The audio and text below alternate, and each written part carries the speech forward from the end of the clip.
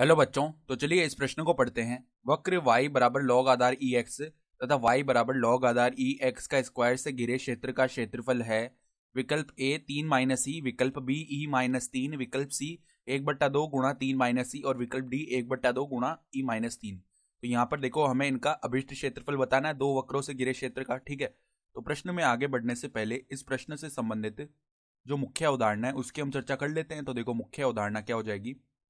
हमें देखो यहाँ पर खंडशः समाकलन के बारे में पता होना चाहिए कि अगर हम देखो u गुणा v दो फलन इस प्रकार समाकलन में लिखे हुए हैं और हम u को पहला फलन v को दूसरा फलन बोल रहे हैं, तो पहले हम क्या करते हैं, u को स्थिर रखते हैं और v का समाकलन कर देते हैं x के सापेक्ष। माइनस में देखो यहाँ पर समाकलन में देखो u का अवकलन कर देते हैं x के सापेक्ष और v का समाकलन कर देते हैं।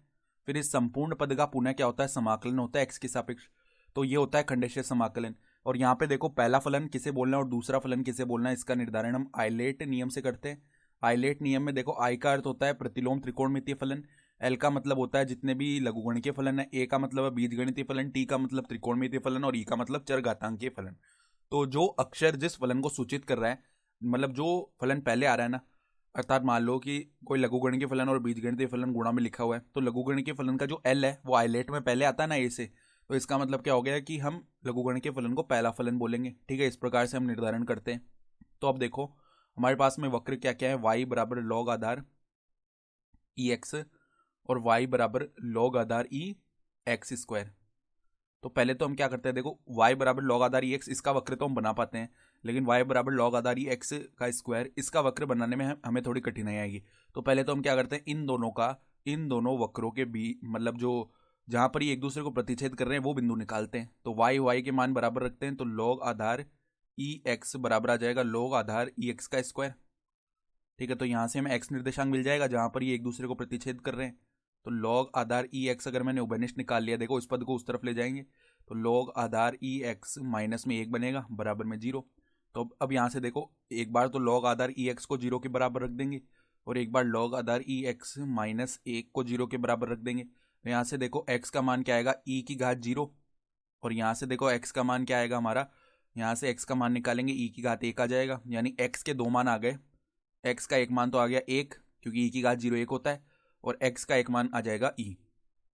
ठीक है, तो 1 से e तक के बीच का, मतलब ये जहां पर प्रतिच्छेद कर रहे हैं उन बिंदुओं के जो x निर्देशांक है, एक का x निर्देशांक तो हो जाएगा 1 और एक का x निर्देशांक हो जाएगा e।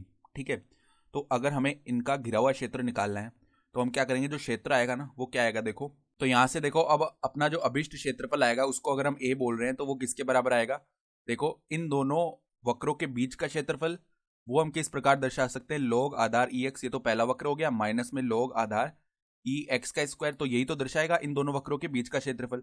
अब हमें यह ज्ञात नहीं है कि लॉग आधार ई एक्स बड़ा है या लॉग आधार ई एक्स का स्क्वायर ये वक्र बड़ा है। ठीक है, मतलब ऊपर कौन सा वक्र आएगा ये हमें ज्ञात नहीं है। तो पहले तो हम क्या करेंगे, देखो इनका समाकलन कर लेते हैं, सीमा कहां से कहां तक लग जाएगी, 1 से ई। ठीक है, और हम बाद में क्या करेंगे, इनका मापांक निकाल लेंगे। ठीक है, जिससे क्या होगा, जो क्षेत्रफल है वो धनात्मक आ जाए। तो आई बराबर में देखो, हमारे पास पहले समाकलन कर लेते हैं, लॉग आधार ई एक्स माइनस में लॉग आधार ई एक्स का स्क्वायर। ठीक है, और यहाँ पे dx समाकलन चल रहा है 1 से e, तो यहाँ पर एक प्रतिस्थापन कर लेते हैं। देखो कैसा प्रतिस्थापन, लॉग आधार ई एक्स को हम एक बार के लिए t बोल लेते हैं। ठीक है, तो अगर हमने इसको t बोला है तो यहाँ से x का मान क्या आ जाएगा, e की घात t आ जाएगा ना। ठीक है, तो अब देखो दोनों तरफ अगर हम अवकलन करेंगे तो 1/x बराबर में क्या आएगा, देखो इसका कर रहे हैं अवकलन दोनों तरफ, तो 1/x बराबर में यहाँ पर dt बट्टा में dx, x के सापेक्ष किया हमने अवकलन। ठीक है, तो अगर हम यहाँ से किसका मान याद करें, dx का मान याद करें, तो वो क्या आ गया, x dt आ गया। x का मान हम जानते हैं क्या है, e की घात t dt। ठीक है, और अब देखो सीमा भी बदल लेते हैं, तो जब x बराबर 1 है तो हमारा t का मान क्या आ जाएगा, t का मान आ जाएगा हमारा लॉग आधार, नहीं t का मान क्या आएगा, लॉग आधार e 1 यानी कि 0 हो गया।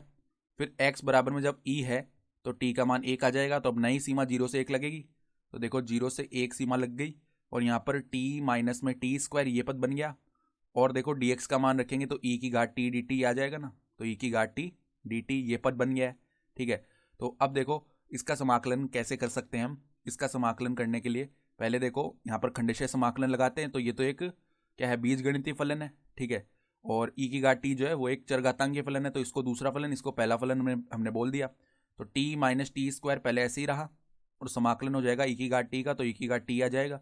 यहाँ पर सीमा लग जाएगी 0 से 1, माइनस में देखो समाकलन, अब अवकलन करते हैं टी माइनस टी स्क्वायर का, तो क्या आ जाएगा 1 माइनस में 2t, और यहाँ पे ई की घात टी का समाकलन है और 0 से 1 चलना है हमें, ठीक है। ये भी समाकलन और करना है हमें।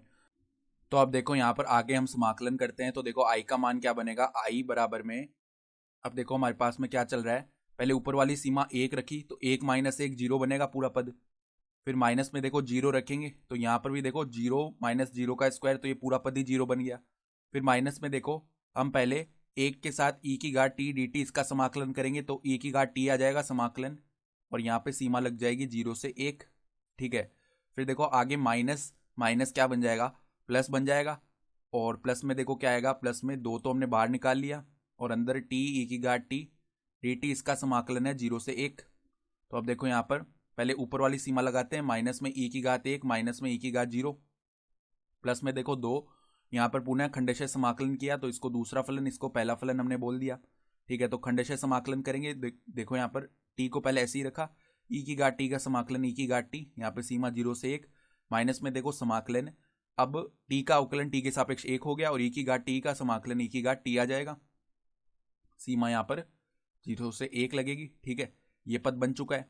तो अब देखो यहाँ पर माइनस में क्या बन जाएगा, ई माइनस में 1 बनेगा, फिर प्लस में देखो 2, यहाँ पर पहले ऊपर वाली सीमा लगाएंगे तो ई बन जाएगा, माइनस में नीचे वाली सीमा लगाएंगे 0, फिर माइनस में देखो ई की घात टी आ जाएगा, इसका समाकलन यहाँ पर सीमा 0 से 1 लगाएंगे। तो अब देखो ये तो बन गया 1 माइनस ई, प्लस में 2, अंदर देखो गुणा में ई आ जाएगा, माइनस में ऊपर वाली सीमा लगाएंगे ई, फिर देखो माइनस माइनस प्लस बन गया, और अब लगाएंगे हम नीचे वाली सीमा, ठीक है। तो ई की घात 0 1 बन जाएगा, तो ई माइनस ई तो 0 हो गया।